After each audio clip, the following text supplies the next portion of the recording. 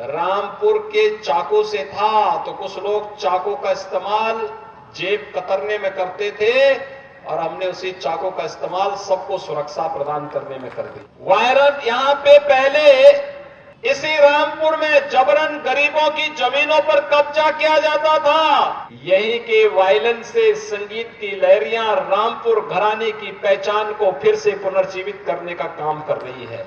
हमारे सभी जनप्रतिनिधियों ने जो प्रयास किया उसका परिणाम है रामपुर आज अपनी एक नई पहचान बना रहा है, विकास की नई पहचान।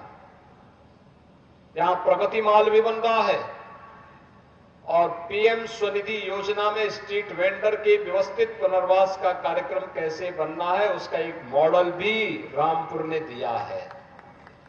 यानी रामपुर की पहचान रामपुर के चाकू से था तो कुछ लोग चाकू का इस्तेमाल जेब कतरने में करते थे और हमने उसी चाकू का इस्तेमाल सबको सुरक्षा प्रदान करने में कर दिया। वायरस यहां पे पहले इसी रामपुर में जबरन गरीबों की जमीनों पर कब्जा किया जाता था।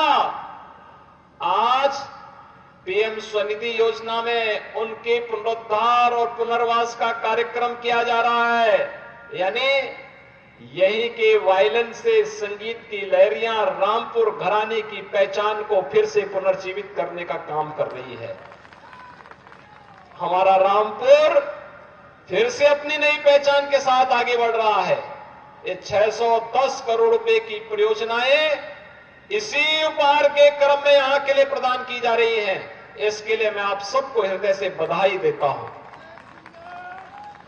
बहनों और भाइयों, आज हम सब जानते हैं, अभी मुझसे यहां मांग कर रहे थे हमारे यहां के जिला के अध्यक्ष जी भी, सांसद जी भी, हमारे यहां के जनप्रतिनिधि भी, कि यहां पे एक सर्किट हाउस का हमने निर्माण किया है। इस सर्किट हाउस का नाम कोई होना चाहिए, तो हमने कहा भी संत शिरोमणि रविदास जी से अच्छा नाम और क्या हो सकता है।